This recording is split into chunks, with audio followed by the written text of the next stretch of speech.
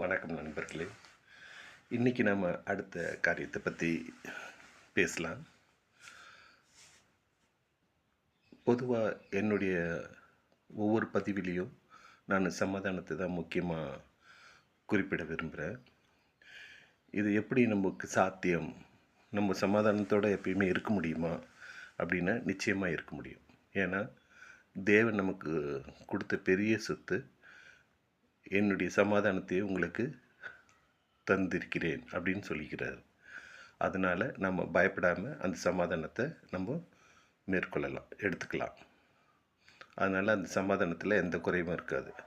ஏன்னா அவர் எது கொடுத்தாலும் முழுமையாக நிறைவாக தான் கொடுப்பார் இல்லைங்களா? அது விசுவாசிக்கிறவங்களுக்கு நல்லாவே தெரியும்.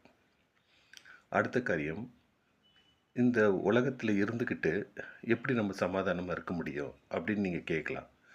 இப்போ நாம் இந்த உலகத்தில் இல்லை, நாம் நம்மளுடைய சரீரம் மட்டும்தான் இங்கே இருக்குது. நம்மளுடைய ஆவி எங்கே இருக்குது? ஆதாம் ஏவாள் காலத்தில் இருக்குது, பாவம் செய்கிறதுக்கு முன்னாடி. அந்த பீரியடில் இருந்துக்கிட்டு நம்ம அங்கே இருந்துக்கிட்டு தான் இந்த உலகத்தை நம்ம பார்க்குறோம். அப்போது இந்த உலகத்தில் நடக்கிற எல்லா காரியங்களையும் நம்ம எவ்வளோ வேணாலும் விட்டு கொடுக்கலாம், எவ்வளோ வேணாலும் நம்ம பொறுத்து போகலாம். ஏன்னா நம்ம இருக்கிறது அங்கே, இந்த சரீரம் மட்டும்தான் இங்கே இருக்குது. அந்த வகையில் பார்க்கும்போது நம்ம ஒவ்வொரு காரியத்தையும் விட்டு கொடுத்து, ஒரு உதாரணத்துக்கு சொல்கிறேனே, இப்போ நம்ம ஒரு சிவன் கோயிலுக்கு போகிறோம். அதை எப்படி பார்க்கணுன்னா ஒரு டூரிஸ்ட் பார்ட்டாக பார்க்கணும். நம்ம அங்கே லிங்கம் இருக்குது, அங்கே உருவ வழிபாடு பண்ணுறாங்க, அந்த நோக்கெல்லாம் நமக்கு வேண்டாம். நம்ம அதை ஒரு டூரிஸ்ட் பார்ட்டாக பார்க்கலாம். ஆனால் நம்மளை கூட்டிகிட்டு போகும்போது நம்மளை யாராவது ரெக்கமெண்ட் பண்ணி கூட்டிகிட்டு போனாங்கன்னா அவங்ககிட்ட சொல்லிடணும், என்னுடைய நம்பிக்கை இயேசு கிறிஸ்து மேலே தான். இப்போ நீங்கள் கூப்பிட்றீங்களதுக்காக நான் வரேன், அங்கே வந்தால் என்னை தொந்தரவு பண்ணக்கூடாது, நான் வருவேன், பார்ப்பேன், வந்துடுவேன். இப்படி சொல்லியே தான் அவங்களை கூட்டிகிட்டு போகணும்.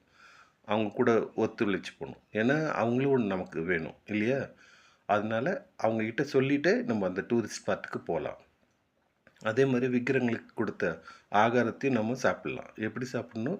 அதோடைய ருசிக்காக சாப்பிட்லாம். ஆனால் அது அவங்ககிட்ட சொல்லிடணும், நான் நீங்கள் படைச்சதுக்காக சாப்பிட்லங்க, எங்களுக்கு இது மேலே விசுவாசம் கிடையாது, எங்களுக்கு இயேசு கிறிஸ்து மேலே தான் விசுவாசம் அப்படின்னு அவங்ககிட்ட சொல்லிவிட்டு அது பிரகாரம் நம்ம சாப்பிட்லாம்.